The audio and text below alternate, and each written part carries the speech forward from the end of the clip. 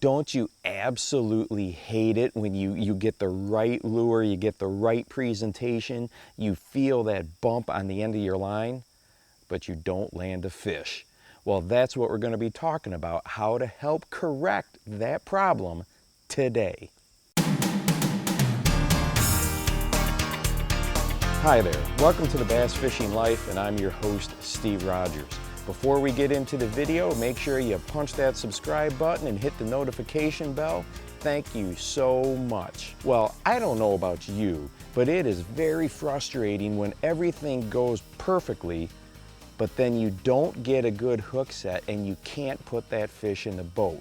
Well, today I've got 4 tips for you that's going to go ahead and help out with this very frustrating situation. The first things that I want to discuss are the hook sets. Okay, so if I grab a rod here and I talk about hook sets, there's really 2 different type of hook sets, if we want to keep this really simple, that you need to be thinking about, and then how they apply to the type of lure that you have on.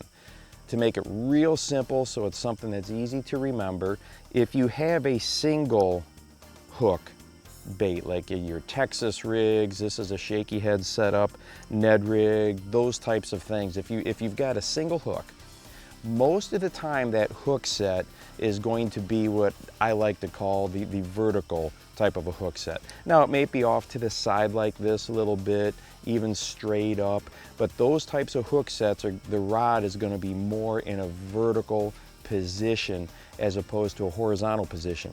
You only have one hook, it's a single hook, and sometimes, especially these heavy wire hooks, it takes a lot of effort to penetrate the lip of the fish and then get that fish coming to the boat.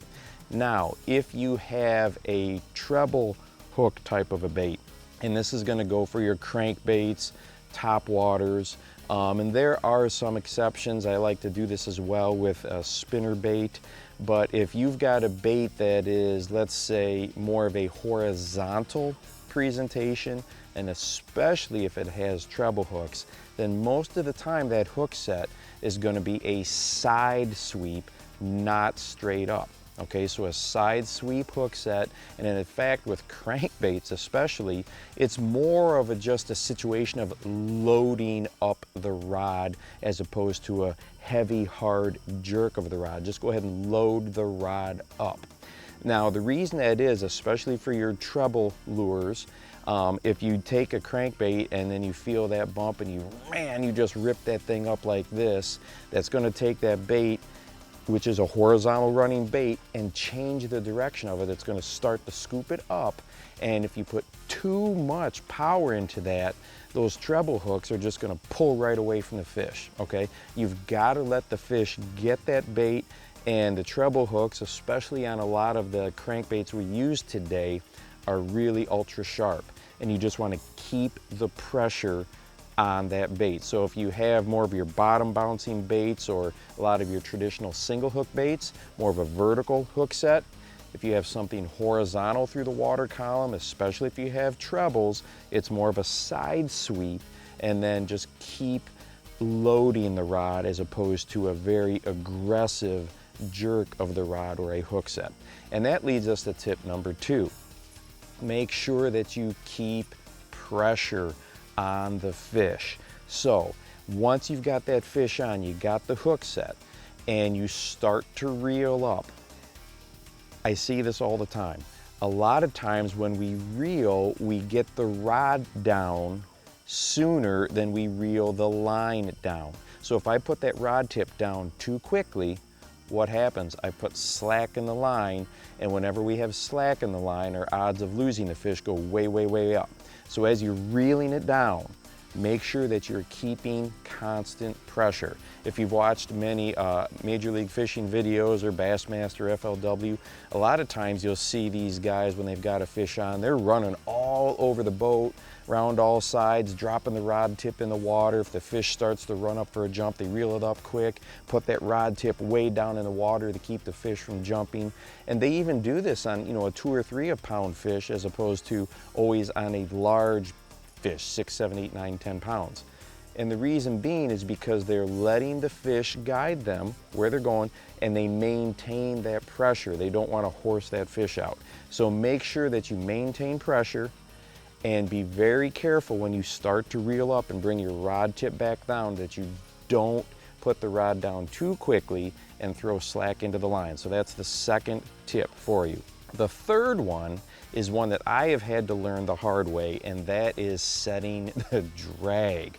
Okay, the drag on your bait casters is usually going to be a star drag on the side, and on your spinning gear, that drag is often going to be in the front. Sometimes the drag is on the back. Okay, so that is where the drag would be on the spinning gear. Let me go ahead and go over a quick little story with you.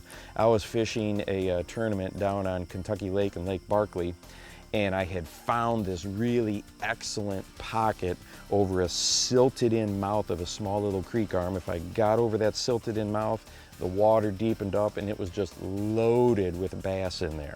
Okay, now I was very young in my tournament fishing career, didn't have the experience that I had after 6 years of competition, and I was using a lipless crankbait, okay, and I'll never forget, so I throw this crankbait out and a largemouth just slams it, and it was a good one. I mean, right away that rod just whoom, loaded up, went right down, and the fish ran under the boat. I had my drag set incorrectly for a crankbait. It was cranked all the way down too tight. And when that fish ran, okay, and went under the boat, it pulled off. I should have had, for a crankbait, you want to make sure that you take your drag on the crankbait and loosen it or tighten it to the point where you can just go ahead and peel line with a little bit of pressure. Okay, and that's a good setting to start for a crankbait. If that fish would have been able to peel line, I would have not lost it. I would have maintained pressure and the fish would have stayed hooked. But because it was trebles and I had the drag set too tight, there was no give, and that fish just pulled right off. So frustrating, but it was a lesson I never ever forgot. Now, on the other end of that spectrum, if you're fishing a single hook type of a lure, especially your jigs, Texas rigs, that is a situation where usually you want that drag cranked all the way down. Why? Because those bass are usually going to be buried up in cover, in a brush pile, thick in the grass, slop, that type of stuff.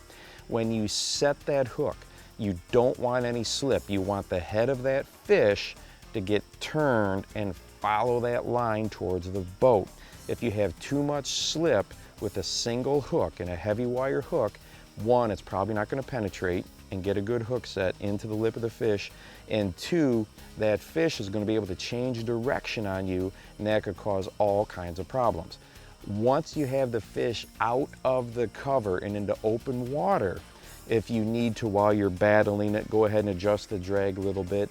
That's the time to do that. But on that initial hook set, on a single hook bait like a jig, you want to crank down pretty tight so you turn the head of the fish and get it coming out of that thick and heavy cover. So tip number 3 is make sure that your drag is set correctly. The fourth and the last tip for you seems pretty obvious, but it's one as anglers that we often overlook, and that is on our hooks. Make sure that we take the time and use sharp hooks. It seems like such a duh. Well, of course I would. But think about how many times you probably put a hook on that you know is maybe not as sharp as it should be. You've been using that same hook maybe all morning, all afternoon, caught some fish on it, been stuck in some trees, bumping through some rocks. The tip of them can dull out pretty quickly. Just make sure you got a nice little hook file, and it just takes a couple little runs on it and you're going to increase the number of fish you get to the boat exponentially. Now, an old angler from down in the Ozarks many years ago told me he always did the thumbnail test. So he would take a hook and just lightly run it down his thumbnail. If it left a mark, he knew he was dealing with a pretty sharp hook. And I've actually tried this for many, many years. And yeah, if you just take the hook, and I'm not saying grind it into your thumbnail, just run it lightly down your thumbnail, no mark, probably could be sharpened up. You hit it with the file a touch, boom, you get a slight little mark on your thumbnail. I have found this works for me. Maybe you have some other tip. You could drop it in the comments for checking when you make sure that your hook is sharp. But that is something we need to do a better job, definitely me included, as anglers, is keep our hook sharp. And along with that, I also like to, now I know this is a small number 1 size, but there are times where I like to use a light wire hook as opposed to a heavy wire hook. There is less mass, less material for a light wire hook to get penetrated into the lip of a fish than when you have the heavy wire. Now, if you're going to go with a light wire, obviously, those would be situations where you're fishing more open water and it's not going to be buried up into super thick cover. Then you're going to want that heavy wire hook. But mess around with some different sizes of hooks as well, and you can definitely increase your success rate of getting fish to the boat. So I hope that these 4 tips help you out and help you land more fish. 1, make sure that you have the proper hook set. 2, make sure that your drag is set properly. 3, definitely keep pressure on the fish. And 4, sharpen those hooks. Make sure that they're good and sharp.